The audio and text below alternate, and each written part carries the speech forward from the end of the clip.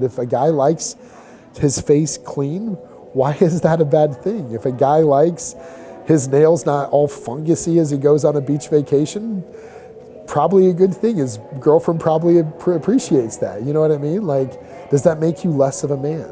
And I just don't understand how that possibly can make you less of a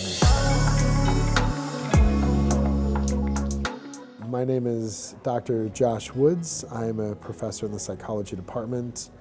I have been at Grandview for, I've been saying 9.5 years, but we're going to have a ceremony to officially, by the end of the semester, it'll be a full 10 years.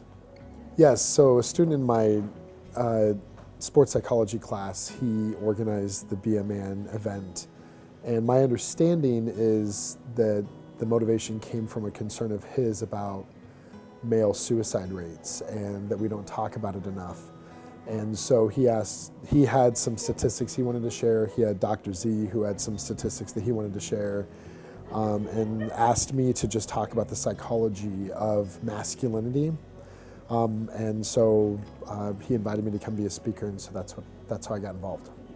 My first reaction when Hunter asked me to speak at Be a Man was just admiration, just absolute, the thing I love the most about my job is being impressed by students on a regular basis, and him organizing. I know it wasn't just him; it was a group of guys, but him leading the way. It's vulnerable to ask me to come speak, even though he knows me, and I hope I'd built trust with him over the time.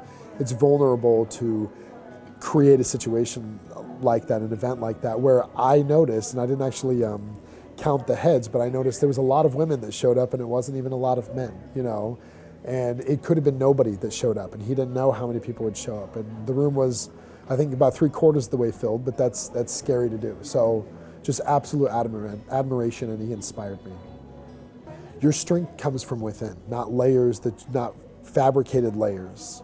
And so if your courage and your strength comes from within, then you don't have to have the fake layers. Because a point that I made in the Be a Man speeches, I had them hold their chairs, and I had them hold it for a really long time. And if you wear this armor day in and day out, you get tired of wearing the armor.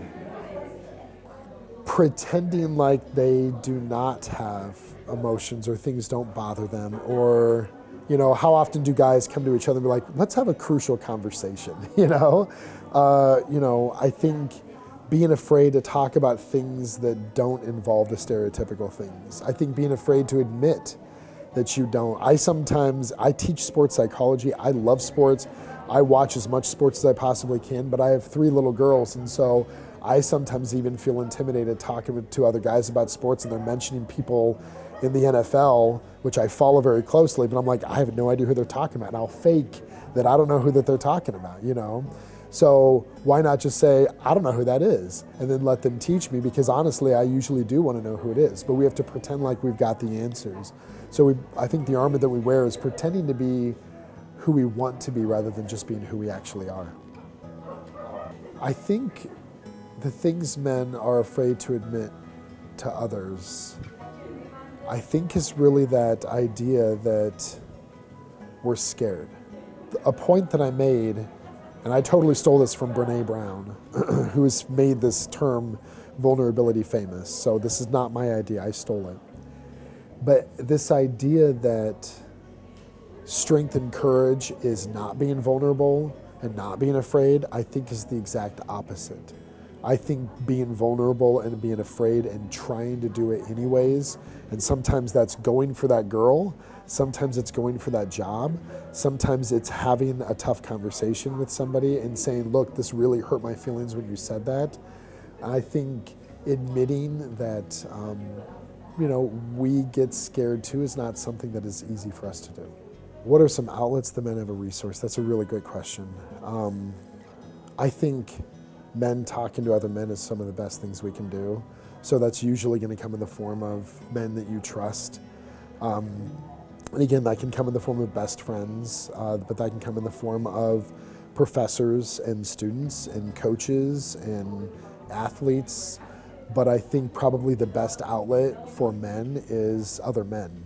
I think women can be supportive in that process as well, but I think having women support You know, actually, I might pull back in what I was just saying. I think it's equally important because there is a notion from both men and women that our job is to be strong and sort of the, you know, the knight in shining armor, and we better save the day and we should never be vulnerable. And I think a mindset change of vulnerability equals strength is an important part of the process.